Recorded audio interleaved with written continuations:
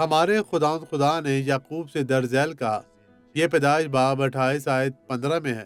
یعقوب اپنی زمین پر واپس جانا چاہتا تھا، جو اس نے جلد ہی کیا۔ خدا نے پھر بہت سے عہد باندھے، اور ان میں سے ایک کام آپ اور میں دونوں کے لیے ہی ہے۔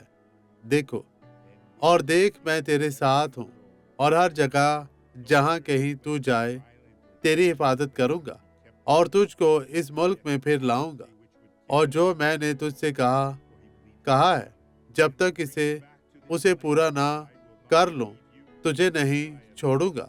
اے بھائیو، میرے عزیزو، خداوند آپ کو کبھی نہیں چھوڑے گا، وہ ہمیشہ آپ کے ساتھ رہے گا۔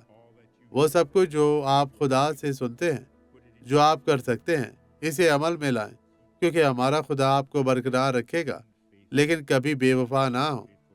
آپ جانتے ہیں کہ ایک بے وفا شخص غدار ہے، وہ اپنی مرضی پوری کرنا چاہتا ہے، خدا کی نہیں۔ خداوند تیرا شکر ہو۔